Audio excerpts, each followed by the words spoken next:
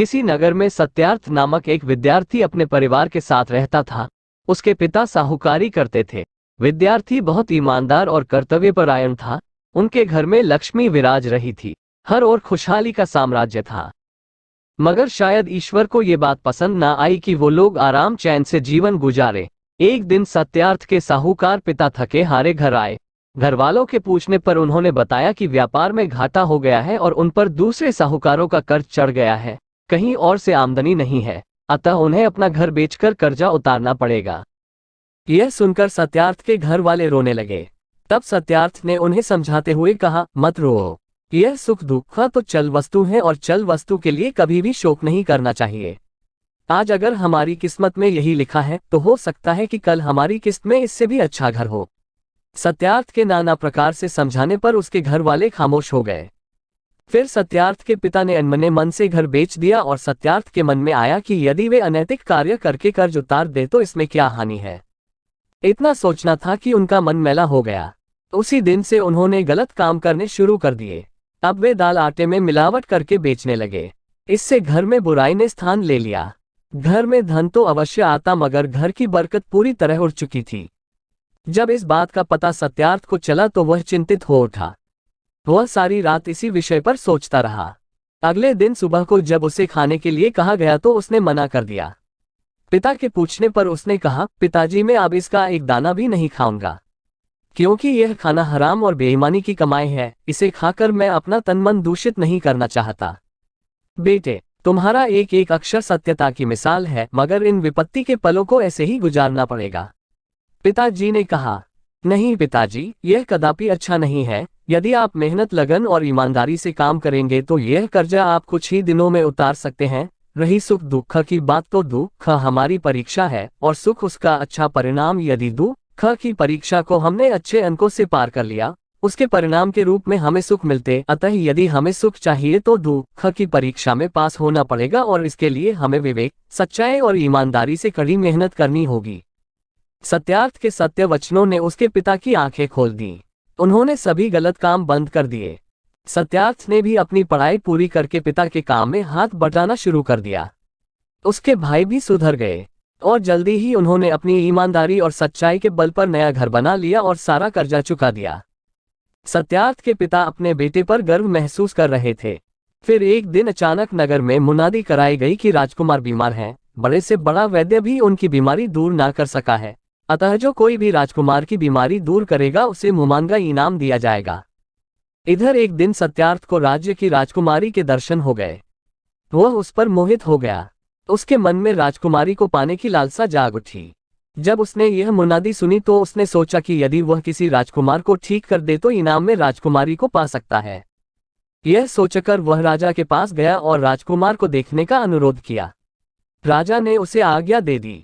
आज्ञा पाकर उसने राजकुमार को देखा तो पाया कि उसके मन में बुराई आ गई है। इस कारण उसका स्वास्थ्य खराब हो गया है, मगर चून की रोग उसके दिल में था, अतः बाहरी दवाइयों से कैसे ठीक हो सकता था। सत्यार्थ महल से निकलकर किसी बूटी की खोज में जंगल की ओर चल पड़ा। रास्ते में उसे एक साधु मिले। साधु ने सत्यार्थी से कहा, मैं तुम्हारे जंगल में आने का कारण जानता हूँ, अतः तुम्हें बता देना उचित समझता हूँ कि कोई भी जड़ी बूटी राजकुमार की बीमारी दूर नहीं कर सकती। यह सुनकर सत्यार्थ ने साधु से कहा, महाराज, तब आप ही मुझे कोई ऐसा उपाय बताइए जिससे राजकुमार ठीक हो जाए। वह उपाय अत्यधिक सरल है, मगर मेरी शर्त है कि जो कुछ तुम्हें राजा से इनाम स्वरूप मिलेगा उसमें से आधा मुझे देना होगा। बोलो मंजूर है? साधु ने कहा, ठीक है, मंजूर है। सत्यार्थ ने हाँ कर दी। साधु ने उपाय बताया, जा से कहना कि वह अपने राज्य के सबसे ईमानदार बनिए कि यहाँ के चावल राजकुमार को खिलाए, इससे वह ठीक हो जाएगा। मगर पता, साधु महाराज, यह कैसे चलेगा कि कौन सा बनिया सबसे ज्यादा ईमानदार है? सत्यार्थी ने पूछा।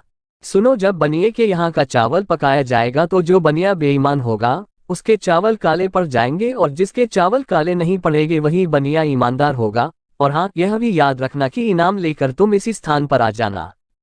ठीक है महाराज, कहकर सत्यार्थ वापस लौट गया। महल में पहुंचकर सत्यार्थ ने राजा से राज्य भर के बनियों के यहाँ के चावल मंगाए, मगर पकाने पर सभी का रंग काला पड़ गया। यह देखकर सत्यार्थ और राजा चिंतित हो गए। अचानक सत्यार्थ को याद आया कि क्यों न वह अपने यहाँ के चावल पकवा कर देख ले। यह सोचकर उसने अपने घर से चावल मंगाकर पकवाए। सत्यार्थ को यह देखकर आश्चर्य हुआ कि उसके घर के चावल काले नहीं हुए। इसका अर्थ यह हुआ कि हम पूरे राज्य में सबसे ज्यादा ईमानदार हैं। सत्यार्थ ने मन ही मन में कहा, हे भगवान, आज तूने मेरी सुन ली। आज यह सिद्ध हो गया कि मेरे भाई और पिताजी कितने ईमानदार हैं। जल्द ही उसने खुद को सामान्य किया और राजकुमार को चावल खिलाने को कहा। राजकुमार को चावल खिलाए गए। चावल खाते ही राजकुमार सही हो गया। उसके मन की बुराई समाप्त हो गई। तब राजा ने सत्यार्थ को उसकी इच्छित वस्तु मांगने को कहा। सत्यार्थ ने कहा, महाराज, यदि दे सकते हैं तो राजकुमारी का हाथ मुझे सौंप दीजिए। मुझे आपसे कुछ नहीं चाहिए, मैं खुद कमाऊंगा और राजकुमारी को खिलाऊंगा। इतना सुनते ही राजा प्रसन्न हो उठा। वह बोला, सत्यार्थ में भी यही चाहता था कि मुझे तुम जैसा दामाद मिले। इतना कहकर राजा ने राजकुमारी का हाथ सत्यार्थ के हाथ पर रख दिया। शादी से पहले सत्यार्थ राजकुमारी को लेकर उसी स्थान पर गया जहां पर उसे साधु मिला था। रास्ते में उसने राजकुमारी को सारी बातें बता दी। फिर अंत में, राजकुमारी, यदि वह साधु तुम्हें मांगने लगा तो क्या तुम उसके साथ चली जाओगी? सत्यार्थ के प्रश्न का राजकुमारी ने कोई उत्तर नहीं दिया। फिर उस स्थान पर वहां पहुंचकर सत्यार्थ ने देखा कि साधु पहले से ही उसका इंतजार कर रहे थे। उसके वहां पहुंचते ही साधु ने कहा, लाओ वत्स, इनाम का आधा हिस्सा। सत्यार्थ ने कहा, महाराज, इनाम में मुझे जीती जागती राजकुमारी मिली है। हमें इससे कोई मतलब नहीं, हमें अपना आधा हिस्सा चाहिए। साधु ने कुछ क्रोध जताया। पर महाराज, राजकुमारी में से आधा हिस्सा मैं किस प्रकार आपको दे दूं? सत्यार्थ सोच में पड़ गया। फिर कुछ देर बाद बोला, साधु महाराज, आप ऐसा कीजिए कि पूरी राजकुमारी ही ले लीजिए। इससे कम से कम राजकुमारी का जीवन तो बचा रहेगा। नहीं, हमें आधा हिस्सा ही चाहिए, यह धर्म के विमुख है। राजकुमारी, जो अब तक चुपचाप उन दोनों की बातें सुन रही थी, यकायक बोल पड़ी, स्वामी, साधु महाराज ठीक कह रहे हैं, यह धर्म के विमुख बात होगी। अतः आप ऐसा करिए कि मुझमें से 2 टुकड़े कर लीजिए, एक आप रख लेना और एक साधु महाराज रख लेंगे। राजकुमारी के मुंह से ऐसी बातें सुनकर सत्यार्थ तड़प उठा। मगर इससे पहले कि वह कुछ कह पाता, राजकुमारी ने रथ में रखी तलवार खींच ली और उसे सत्यार्थ की ओर बढ़ाकर बोली, लीजिए स्वामी, देर मत कीजिए। सत्यार्थ ने राजकुमारी की पतिव्रता देखी तो उसे अपना धर्म याद आया। उसने राजकुमारी के हाथ से तलवार ले ली और राजकुमारी को सामने खड़ा कर उसके टुकड़े करने के लिए तलवार उठा ली। इधर साधु ने राजकुमारी की सच्चाई और साहस का जबरदस्त नमूना देखा तो वे भी हैरान रह गए। मौत को देखकर भी राजकुमारी जरा विचलित ना हुई। सत्यार्थ ने तेजी से तलवार को राजकुमारी की ओर बढ़ाया। यह क्या, मगर सत्यार्थ के हाथ की तलवार फूलों का हार बनकर राजकुमारी के गले से लिपट गई। यह देखकर सत्यार्थ और राजकुमारी हैरान रह गए। तभी साधु ने अपना नकली रूप बदला और विष्णु बन गए। साक्षात विष्णु को सामने देख राजकुमारी और सत्यार्थ उनके पैरों में गिर पड़े।